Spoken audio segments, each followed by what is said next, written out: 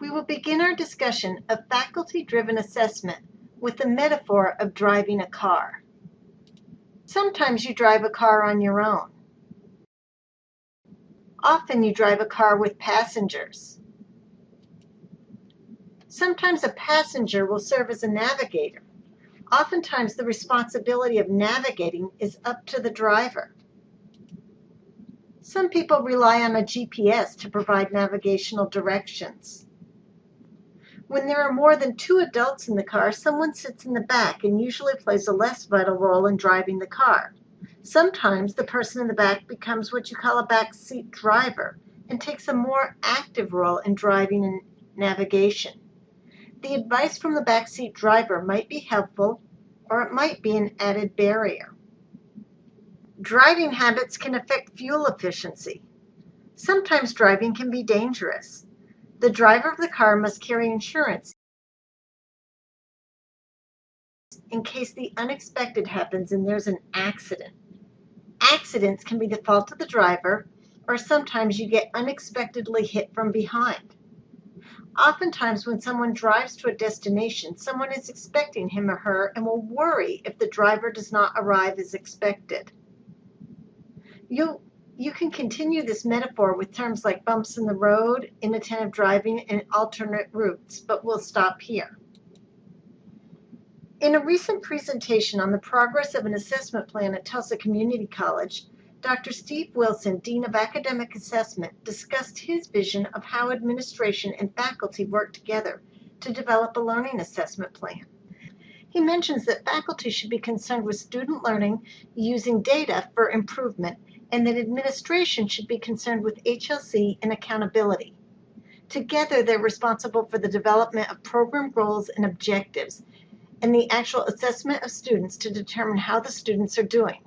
They work together. The faculty are responsible for the development of program goals and objectives and for the actual assessment of students. Going back to our metaphor, you might think of this as the college owns the car and has the keys, but administration has a process for each instructor to use the car. The administration presents the need for an assessment process as part of an HLC requirement. They make sure faculty have the tools and resources and time to develop a robust learning assessment program. The faculty shapes the process, so assessment provides information about how students are doing and helps shape curricular decisions. The faculty members in a program all get into the car. One faculty member might serve as a driver and take over the responsibility for recording the objectives and submitting the plan. It could be that within the program the driver gets tired and the chore of driving is rotated. It is expected that each faculty member in the car understands the destination and is responsible for embedding the assessment into the course he or she teaches as indicated by the plan developed by the faculty. The faculty in the program compile the raw data and submit the data to the office as designated by administration.